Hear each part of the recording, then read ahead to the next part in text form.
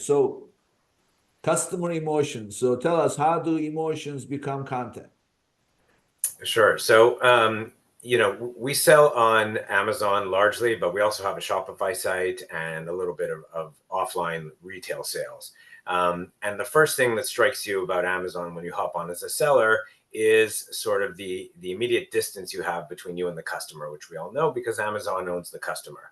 And so unlike other platforms, it's more difficult to get information from customers because you can't engage with them directly except under some very limited use cases. And those use cases aren't really meant for sort of back and forth discussion and feedback sharing. They're more meant as resolution mechanisms, if you will. And so we've been very fortunate to get a lot of reviews relatively for the short time we've been on Amazon. And just for your listeners, we launched on Amazon Canada about 18 months ago, and Amazon US about 10 months ago. And those are our two primary Amazon marketplaces today.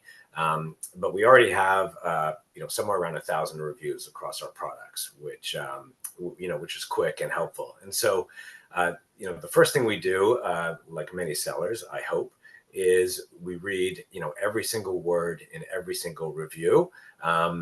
In the plant community, a lot of folks post pictures as well, which is wonderful. And, we look at those and we take as much information as we can. And while that may seem obvious, there's a little bit of art to it as well. When we look at pictures, we look at what kind of plants the customers have, what kind of pots they're potting them in, what the lighting is, and any other information we can glean from the photo. And, for the reviews, of course, we read them, but every quarter we do sort of a keyword cloud. There's a lot of free tools online that allow you to do that. We extract the common words like the and etc.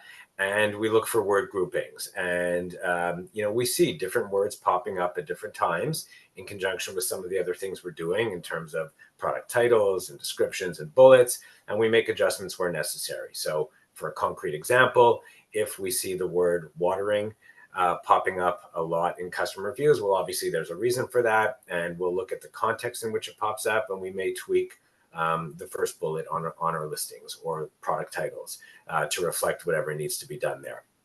So we're very, very attentive to reviews.